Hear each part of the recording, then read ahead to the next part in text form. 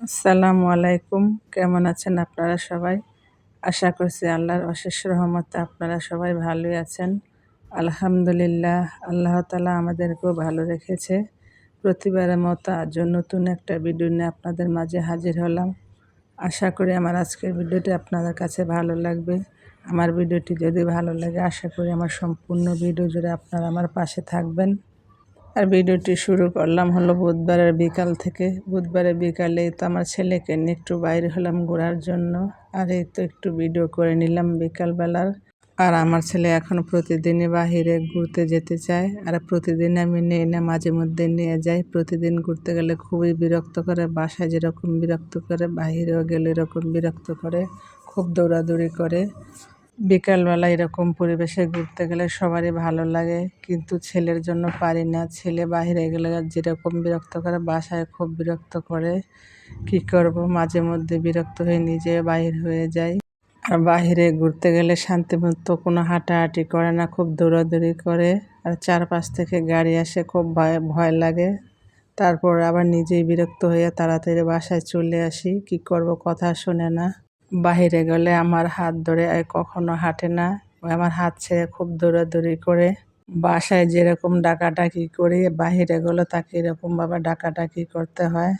যাই হোক, এই তো দুপুরে রান্না বান্না শুরু করে দিয়েছি। এটা হলো গতকালকের ভিডিও, মানে বৃহস্পতিবারের ভিডিও। দুপুরে রান্না বান্না করতেছি। আর আজকে আমি দুপুরের জন্য অফ ক্যামেরায় ডাল রান্না করে নিয়েছি। আর এখন ছোট মাছ ভাজি করে নিচ্ছি। আজকে ছোট মাছ ভাজি করে খাবো। আর আমার ছেলের জন্য ডাল আর আলু ভাজি এ দিয়ে আমার ছেলেকে খাইয়ে নেব। আর আমার ছেলে তো ছোট মাছ খেতে পারবে না, সেজন্য তার জন্য ডাল আর আলু ভাজি করে নেব। ভিডিওর শুরুতে আপনাদের কাছে একটা রিকোয়েস্ট করে নিচ্ছি, যারা আমার ভিডিওটি দেখছেন প্লিজ আমার ভিডিওতে একটা লাইক দিয়ে ভিডিওটি কন্টিনিউ করুন, কারণ আপনাদের একটা লাইক আমার ভিডিওটি আর অসংখ্য মানুষের কাছে পৌঁছে দেবে। আর আমার কথার মধ্যে কোনো ভুল ত্রুটি হলে আমাকে ক্ষমা করে দেবেন। আর আমার ভিডিওর কোনো অংশে যদি ভালো লেগে থাকে প্লিজ আমার চ্যানেলটি সাবস্ক্রাইব করে আমার পাশে থাকবেন। সাথে থাকা বেল বাটনটি ক্লিক করে অল অপশনটি সিলেক্ট করে রাখবেন। যখন কোনো নতুন ভিডিও আপলোড করব সাথে সাথে নোটিফিকেশন পেয়ে যাবেন, তখন সময় সুযোগ করে আমার ভিডিওটি দেখে নিতে পারবেন। আর যারা অলরেডি কাজটি করে নিয়েছেন সবাইকে অসংখ্য ধন্যবাদ।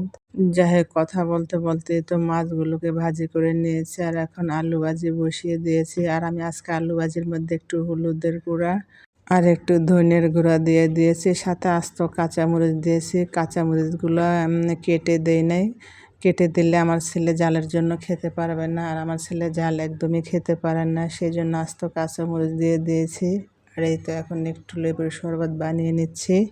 আর আমার কাছে লেবুর শরবত খুবই ভালো লাগে। আমি ট্যাঙের শরবত বেশি একটা খাই না, আমি খাইলে শুধু লেবুর শরবত খাই।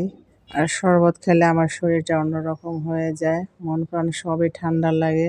শরবতের মধ্যে চিনি না দিলে আরও ভালো হয়, কিন্তু আমরা মুখের মজায় চিনি খাই, কিন্তু চিনির মধ্যে কোনো উপকারিতা নাই, বরং আরও অপকারিতা আছে। কি করব, ওই তো মুখের মজার জন্য লেবুর সাথে চিনি দিয়ে শরবত বানিয়ে খাই। আর আগে আমি খুব মজা করে আলু ভাজি খেতাম, আলু খেতাম, কিন্তু এখন একদমই আলু ভাজি ভালো লাগে না। কিন্তু মাঝে মধ্যে আমার ছেলের জন্য আলু ভাজি করে নেই। সময়ের সাথে সাথে সব কিছু পরিবর্তন হয়ে যায়। মানুষের মনও যেরকম পরিবর্তন হয়, ঠিক রুচিরও এরকম পরিবর্তন হয়। সব সময় যে এক খাবার ভালো লাগবে তা না। যাই হোক, কথা বলতে বলতেই তো আমার আলু ভাজি হয়ে গিয়েছে। আর আমি অফ ক্যামেরা তো ডাল রান্না করে নিয়েছি। আর এই দিয়ে হয়ে যাবে আজকে আমাদের দুপুর এবং রাতের খাবার। আর মাঝে মধ্যে আমি হুটহাট করে এভাবে রান্না করে নিই, যেটা মন চায় সেটাই রান্না করে নেই। আমার সংসার, কারো কাছে আমাকে জবাবদিহিতা করতে হবে না। যাই হোক, এটা হলো আর পরের দিনের ভিডিও, মানে শুক্রবারের ভিডিও। তো শুক্রবারে আমি সকালে নাস্তা না খেয়ে সংসারের কাজে লেগে পড়েছি। আর নাস্তা বলতে আজকে আমি কোনো রুটি বানাবো না, আর বাসায় আটাও নেই, সেজন্য আগে আমি ভাত বসিয়ে দিয়েছি। এরপর আমি গরুর মাংস রান্না করে নিব, এর মধ্যে ফাঁকে আমি সংসারের কাজগুলোকে করে নিচ্ছি।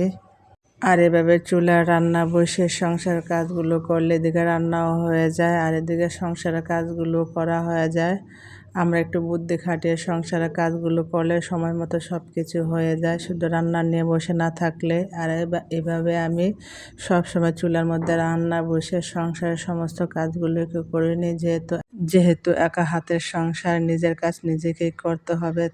যাই হোক, কথা বলতে বলতে এই তো আমি এই রুমের ফার্নিচারগুলোকে মুছে পরিষ্কার করে নিচ্ছি। আর প্রতিদিন এগুলো মোছার পরেও অনেক ধুলাবালি জমে যায়।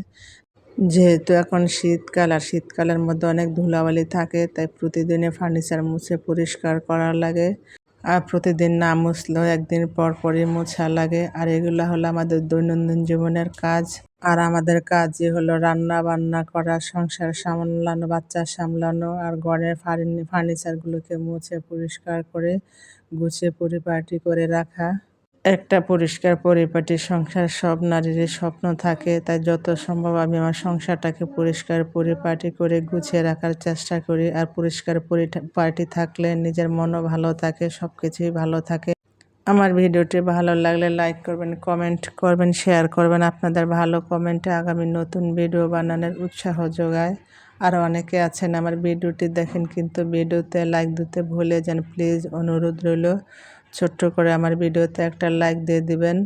একটা লাইক দিলে তো আপনাদের কোনো ক্ষতি হবে না। আপনাদের একটা লাইকে আরও ভিডিওটি 10 জন মানুষের কাছে পৌঁছে দেয়।